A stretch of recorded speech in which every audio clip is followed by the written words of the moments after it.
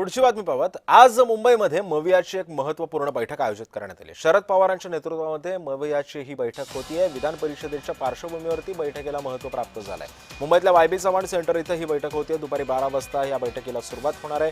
विधान परिषदेच्या जागा वाटप सोबतच आता राज्यामध्ये सुरू असलेल्या शेतकरी धोरण, वाढती महागाई, पेपरफुटी प्रकरण आणि महिला सुरक्षा या आता विरोधी पक्षाच्या नेत्यांची येत्या काळातील रणनीती ठरणार आहे।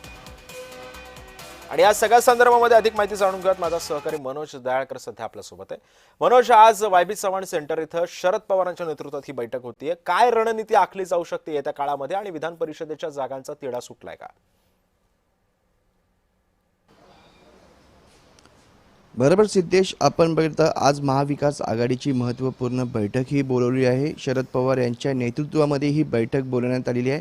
वायबी चव्हाण सेंटर या ठिकाणी दुपारी 12 वाजता बैठकीला सुरुवात होईल आणि या बैठकीमध्ये शरद पवार स्वतः असतील, तसंच आपण बघितलं उद्धव ठाकरे गटाचे नेते या ठिकाणी उपस्थित राहणार हे देखील पाहणं महत्त्वाचं आहे। पण काँग्रेसचे नेते या ठिकाणी उपस्थित राहणार आहेत। सकपाळ उपस्थित, विजय वडेट्टीवार हे उपस्थित राहतील, तसंच शशिकांत शिंदे जे प्रदेशाध्यक्ष शरद पवार गटाचे हे देखील या ठिकाणी उपस्थित आहेत। पण अंबादास दानवे हे देखील उपस्थित आहेत असं देखील समजलं जाते। पण आपण म्हणतो ही महत्त्वपूर्ण बैठक बोलवण्यात आलेली आहे, कारण की स्थानिक स्वराज्य संस्थेच्या विधान परिषदेची निवडणूक ही आता जवळ आलेली आहे आणि त्यामध्ये या ठिकाणी महाविकास आघाडीची उमेदवारीची तयारी ही पूर्णतः झाली आहे का यावरती चर्चा केली जाणार आहे। कोण कोण उमेदवार असणार आहे, दिले जाणार आहेत यावरती चर्चा केली जाणार आहे। तसंच आता आपण बघितलं तर अधिवेशनाचा काळ येतो आणि अधिवेशनाच्या काळामध्ये पुन्हा विरोधी पक्षासंदर्भात या ठिकाणी या बैठकीमध्ये चर्चा केली जाऊ शकते। तसंच आपण बघितलं तर या ठिकाणी शेतकऱ्यांचे मोठ्या प्रमाणात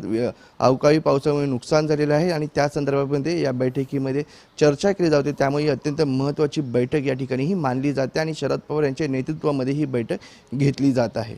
नक्कीच, धन्यवाद मनोज, तू दिलेल्या सविस्तर माहितीबद्दल।